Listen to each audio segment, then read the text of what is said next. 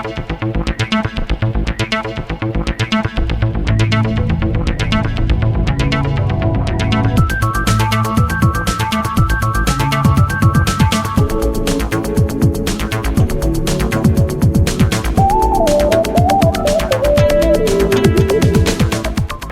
meus amigos, estamos aqui para mais um Café com o professor Alcides. E hoje eu estou trazendo aqui um filho de Aparecida.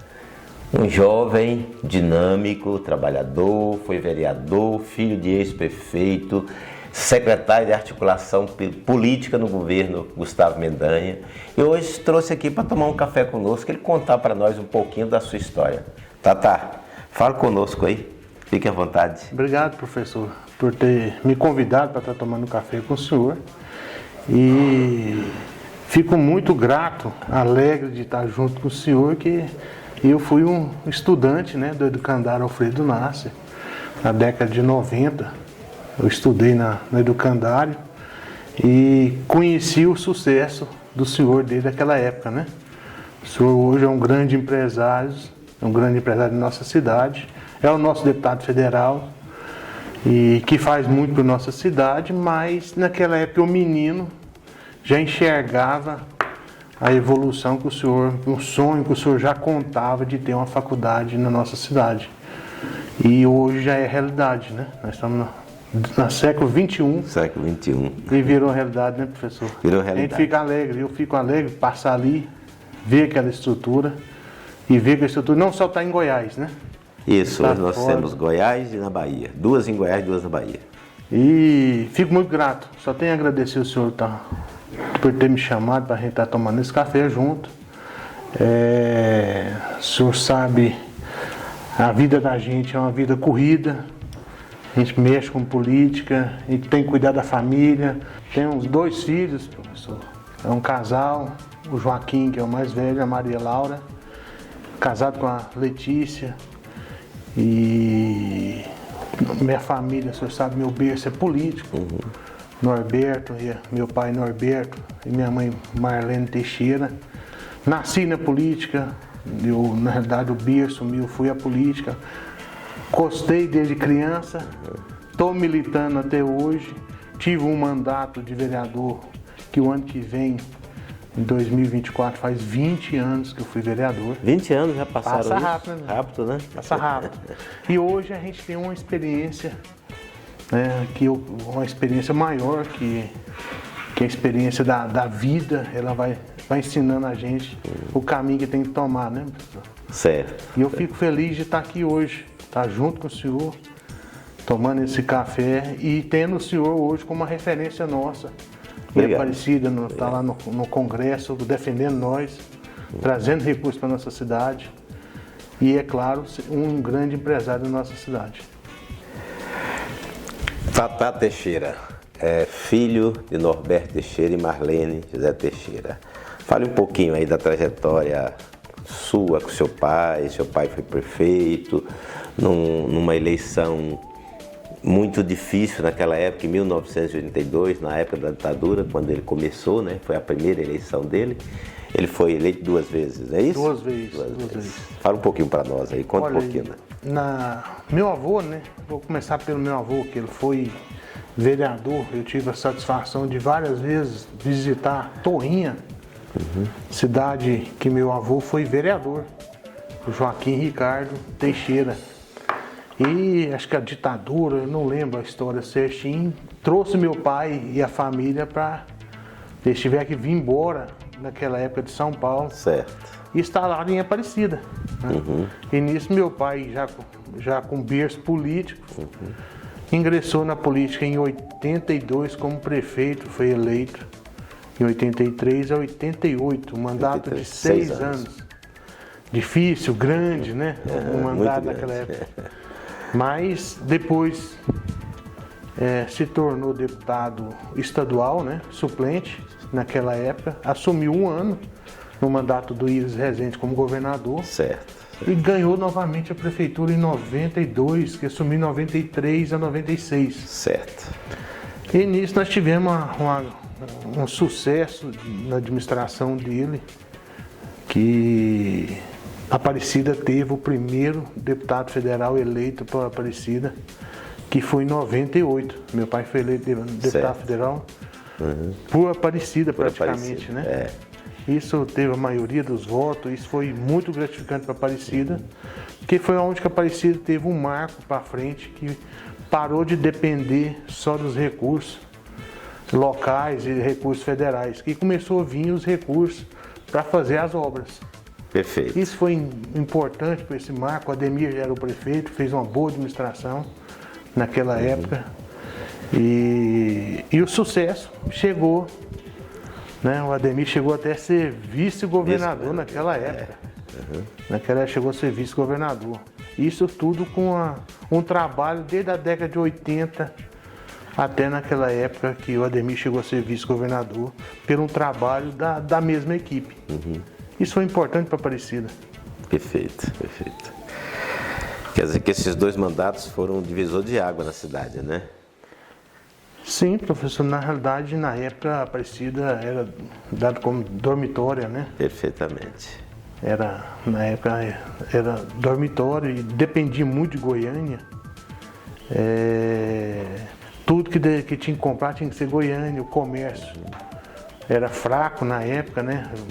Muito fraco. O povo tinha que ir tudo para Goiânia para comprar. E hoje não. Hoje nós já temos um comércio que o senhor ajudou, né? Como empresários. Na época, até lembro na administração, o primeiro polo industrial foi feito ali pelo Iris Rezende. No governo do seu pai. No governo do meu pai, foi instalado ali do lado do CEPAG. Isso na década de 80, né? E ele foi o primeiro. Certo. Aí depois, que em 93, que meu pai fez o segundo, que foi o DIMAG. Naquela época podia fazer as isenções de impostos, né? Certo. Então, Vila Brasília, onde o senhor estava instalada o educandário Alfredo Nasser, virou um polo naquela época por causa das concessões, por causa das isenções de imposto naquela época, que foi as empresas terceirizadas, foram para lá, acho que foram mais de 30 empresas. Exato. Naquele momento, para a Vila Brasília, virou um polo das empresas terceirizadas, que é a Armada, né? As prestadoras de serviço. Prestadoras de serviço. Isso foi importante. E nisso, a maioria era 20 anos que dava isenção, 25 anos. Isso foi tudo vencendo na época quando Ademir era prefeito.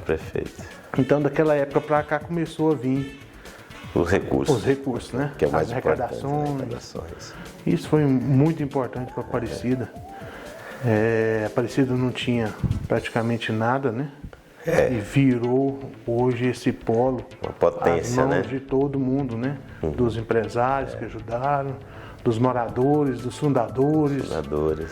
E é claro, dos políticos também, que naquela época todo mundo sofria junto. Todo mundo sofria junto, exatamente. Todo mundo sofria junto. Mas chegamos ao ponto. Século XXI, nós a segunda cidade do estado. Hoje nós é a cidade que mais oferece emprego no centro-sul, no centro-norte do país, perdendo apenas para Joinville, né? Nós já estamos nessa queda de braço há 5 anos, né? Que Aparecida e Joinville disputa braço a braço as vagas. E Aparecida hoje é, sem dúvida alguma, cidade altamente desenvolvida. Isso foi importante mais. Muito importante. Muito importante. E hoje, eu não sei se na questão educação, eu não sei os dados, professor, em questão de faculdade. Aparecida hoje nós é o polo ou ainda não é um polo? Nós temos hoje a Unifam, nós temos a FANAP, nós temos a URV, nós temos a do Valdir Ingua, que eu não sei o nome dela, mas é uma faculdade que já funciona. Já tem os cursos, nós já temos 4 faculdades. Hoje é um polo universitário. Uma cidade que já tem 4 universidades. E tinha Padrão também, que fechou, né? A Padrão funcionou Jardim aqui. da Luz, né? Exatamente. Perto do Buriti. Vila São Tomás. Pois é, então vamos falar um pouquinho aí, que depois da morte do seu pai, como é que você se sentiu, o que aconteceu, o que mudou na sua vida, na vida da família, que foi uma morte dele muito jovem, né? E muito repentino, 57 né? anos. 57 anos, né? Professor, né, eu já vinha trabalhando há muitos anos do lado do meu pai. Meu irmão, o Hugo, já não gostava muito da política. Da política, né? Não é que não gostava, ele não gostava de trabalhar 24 horas, igual nós trabalhávamos, né? E política tem que ser assim. Tem que ser, sim. Tem que ser assim. E durante esses anos eu acompanhei muito de perto. Fui eleito vereador em 2004. Todo mundo sabe, um menino novo, com a ajuda do meu pai. Fizemos um mandato de 4 anos, fiquei na suplência depois. Aí meu pai já não era deputado mais, chegou a falecer em 2011. Isso eu já vinha trabalhando, já estava muito tempo ao lado dele, aprendi muitas coisas boas do lado dele. E uma coisa é ajudar o próximo. Certo. Sempre ele estava muito ao lado do senhor também. Sim. Sempre tentando ajudar o próximo lá, pedindo para o senhor a dar o desconto, isentar na bolsa. Né? Sempre estava lá do lado do senhor. Eu lembro que saía de casa, eu vou lá no professor levar tal família. A família. Foram várias famílias que ele levou. Foram várias. Eu me lembro um dado que o senhor me falou que o senhor até pediu para mim ir lá na faculdade, que se as famílias me procurassem, era para mim ir lá, procurar o senhor lá, que tinha, acho que eram 65 pessoas lá dentro que meu pai tinha levado, que o senhor tinha ajudado essas famílias. E graças a Deus deu continuidade, o senhor deu continuidade nesse pedido do meu pai. Deve ter formado várias pessoas também, muitas né? Pessoas. Mas isso foi importante, a Aparecida, ela cresceu muito por as pessoas serem humanizadas. Perfeito. Gostar de ajudar o próximo. Gostar de ajudar o próximo. E isso eu aprendi com meu pai, aprendi com a minha mãe. Minha mãe, graças a Deus, ela é viva. Ela mora pertinho de nós hoje. Mas ela vai ver o filho dela ainda. Vão ser vereador novamente e ser prefeito de Aparecida no momento certo e na hora certa. Isso é meu trabalho, eu estou trabalhando dia e noite para isso. Eu vou trabalhar para me voltar. Né? Eu ajudei um projeto, todos sabem, que é do Gustavo. É um projeto que foi vencedor, que deu um salto, né, no estado de Goiás, em votação, no Brasil. Isso teve um trabalho na articulação política que nós estávamos participando. Perfeitamente. E agora, com essa nova política que vai acontecer daqui para frente, sair o Bolsonaro, entra Lula, e eu acho que está na hora da gente dar uma contribuição também agora daqui para frente. E eu vou voltar a ser candidato a vereador e colocar na mão do povo, ver o que o povo acha. Estou trabalhando muito nas pessoas, que é a minha base, que é meu porto seguro, que é os Teixeira, que é meu pai. Aonde meu pai pisou, estou voltando atrás e trabalhando. E buscando esse apoio para mim voltar. Perfeito. E se Deus quiser, vai dar certo. Estou à disposição, estou trabalhando muito, aprendi muito. No momento certo, se Deus quiser, Deus vai abrir a porta para a gente estar lá. A gestão Maguito Vilela, você acompanhou de perto? Como é que você estava participando do governo na época? Não estava? Estava à margem? Estava ao lado do Gustavo na Câmara? Como é que você ficou nesse período em que o Maguito foi o prefeito da nossa cidade? Na realidade, no período do Maguito eu não acompanhei de perto, não. Eu estava trabalhando junto com o governador na época. Certo. E não fiquei, como eu era oposição, nós tínhamos sido derrotado naquela época pelo Maguito. Maguito assumiu. E é claro, o Maguito deu uma lição uma lição política, nós políticos de Aparecida, que ele chegou e acabou a briga com todo mundo, né? Acabou, humanizou os políticos, né? Parou a briga, né? E na realidade ele colocou várias vezes à disposição nossa pra gente ir lá. Só que como a gente estava trabalhando no governo, a gente só ia discutir coisas que é pontuais, que era para gestão, né? Certo. Que era questão governo e prefeitura. Mas eu acompanhei meu pai 4 anos, o senhor está lá dentro hoje, dentro do Congresso, e eu até falava muito com meu irmão. O Maguito chegava lá, a gente sabe a hierarquia que existe, né, dentro do Congresso, dentro das esplanadas dos ministérios. Certo. O Maguito não chegava lá como prefeito de Aparecida, ele chegava lá como ex-senador. Ex-senador, né? Ele já entrava no elevador do ministro. Né? Ele não tinha no privativo do ministro. Isso era a grande diferença. Né? Várias vezes prefeito de Goiás tentam uma audiência, se não for uma porta que vocês, deputados federais, abrem, um prefeito não dá conta nunca de falar com o ministro. Exatamente. E o Maguito, com a experiência que ele teve de Senado, de deputado federal, ele tinha a marca dele, ele tinha as amizades dele, todo mundo chegava lá, conhecia.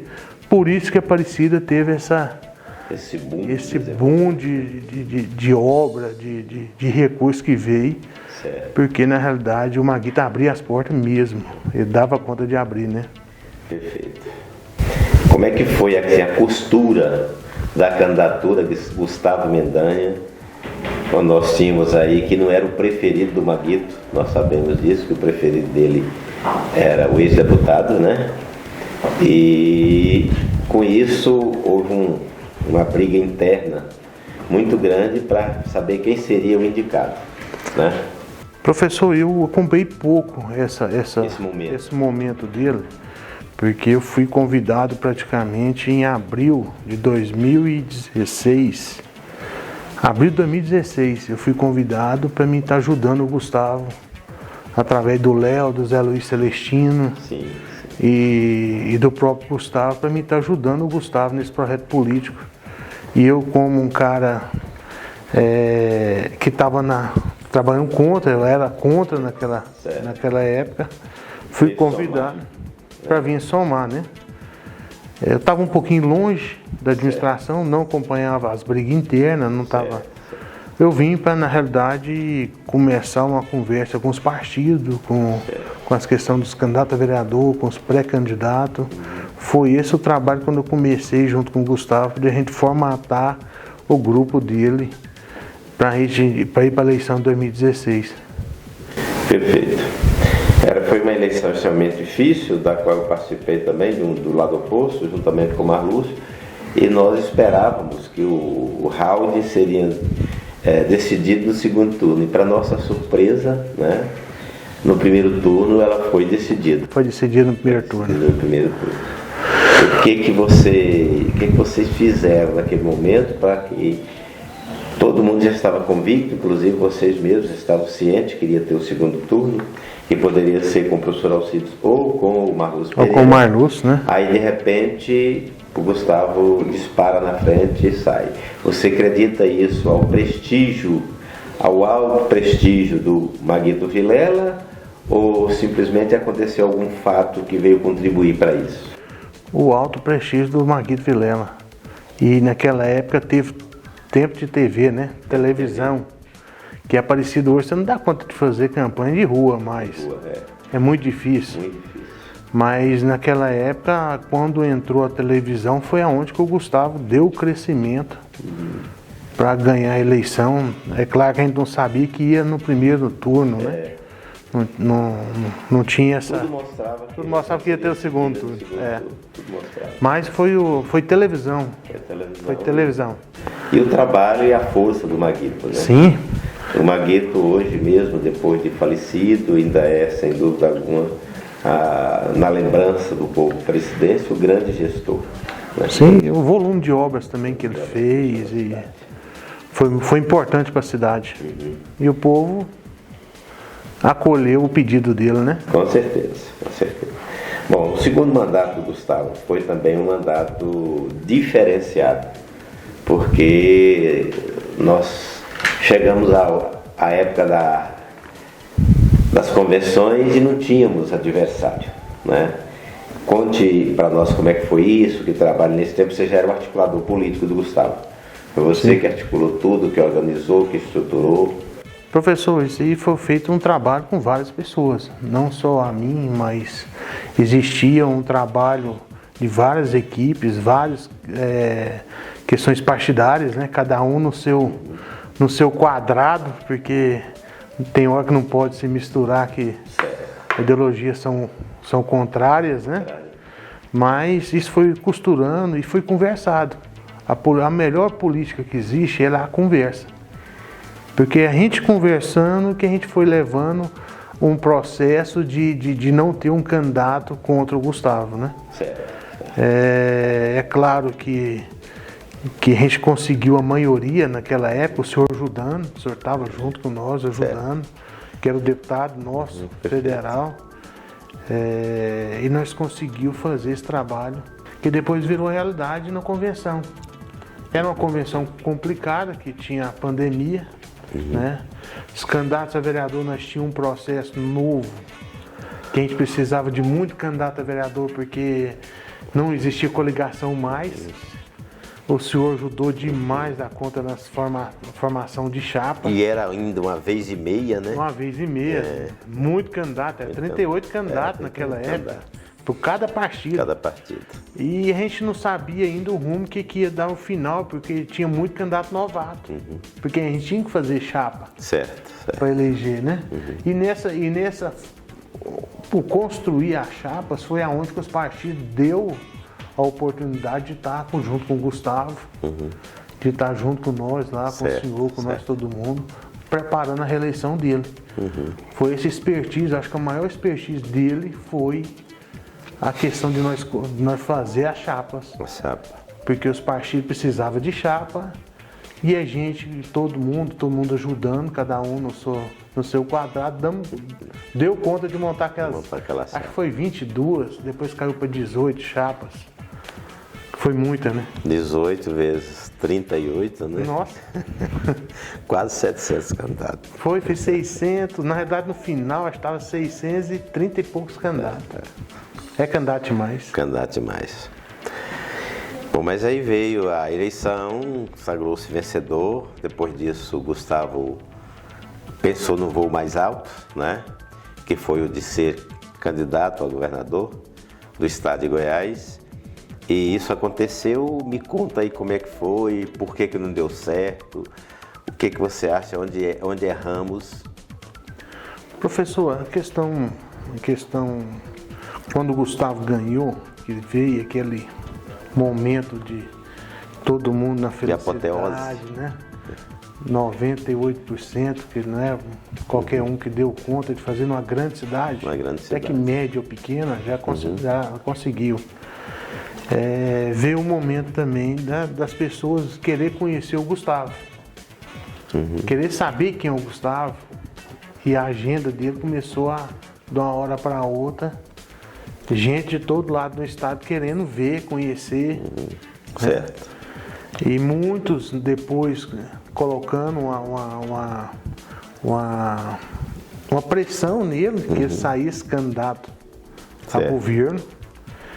E na realidade acho que não teve toda a experiência política, acho que eu falo sempre que todas as campanhas a gente aprende e pega um pouquinho de experiência.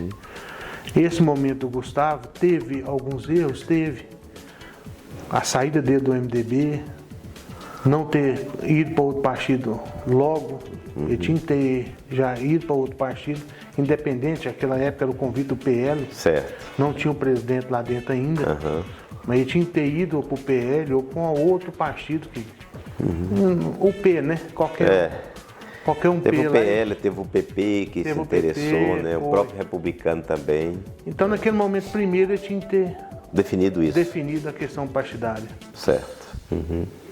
E nós nos empenhamos muito para que ele estivesse no PL, né? Mas infelizmente não deu, agora águas passadas, né? Fazer o quê? Política a gente não pode olhar no retrovisor.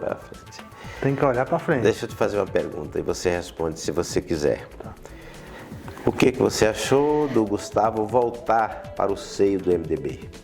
Achou prematuro? Achou que não? Estava na hora? Não estava na hora? Professor, eu nasci dentro do MDB. Meu pai, o senhor sabe que era defensor do Íris Rezende. Eu sempre prezei muito a não saída do Gustavo, do MDB. É um partido grande, Certo. um partido que tem base no estado Inteiro. O Gustavo, depois que acabou a eleição, tentou em outras conversas com outros partidos. Certo. E a melhor opção que ele achou e que ele colocou foi de voltar. Certo. A volta, eu não falaria que voltava agora, porque está cedo ainda, né? Para a construção, mas talvez eu voltaria em 2025. Certo. Né? Agora a decisão do Gustavo sobre o MDB eu acho válido. Eu sou favorável, mas só o tempo que eu acharia que eu mudaria o tempo. Talvez passava a eleição de 2024 primeiro, para depois entrar novamente para o MDB. Do páreo. Tá certo. Bom, o tempo acabou, né? Nós temos só 3 minutos para você fazer as suas considerações finais, falar aquilo que eu nos perguntei que você gostaria de falar. Fique à vontade aí em 3 minutos para você ficar bem à vontade, falar aquilo que você acha que deve. Professor, só quero te agradecer a sua equipe, tá? Muito obrigado por ter me convidado. Estou sempre à disposição, gosto de política, estou na política desde criança e eu sei que o senhor também ajudou muito a Aparecida, ajuda até hoje. A política a gente tem hora a gente sacrifica a família, sacrifica os comércios, sacrifica a empresa, mas eu sei que o senhor tem esse carinho também com a política, com o povo de Aparecida. E eu tenho certeza, professor, que o sucesso do senhor não foi à toa. Né? Deus colocou na hora certa, no rumo certo, o senhor está ajudando o próximo. Perfeito. Que eu brinco com as pessoas muito, que o senhor tem o mesmo coração do meu pai. Pode estar nervoso com o cara aí, mais do que tudo. Daqui a meia hora já parou e está ajudando o cara de novo, você viu? E esse ser humano, professor Alcides, eu conheço, porque eu estudei lá, naquela época o senhor já falava da faculdade, eu menino, criança, o senhor já falava sobre isso. Então, a importância do senhor para nós em Aparecida é muito grande. Só tenho a agradecer de estar aqui do seu lado hoje, falando, tomando um café com o senhor, falando sobre política. Concluímos aqui o nosso 30 minutos de bate-papo com o Tatá Teixeira. O Tatá Teixeira, filho do ex-prefeito Norberto Teixeira, filho de Marlene Teixeira, militante política Aparecida, vereador um mandato, suplente de vereador, secretário de articulação política nos 2 governos de Gustavo Mendanha. Fiquem todos com Deus, um abraço e até a próxima oportunidade.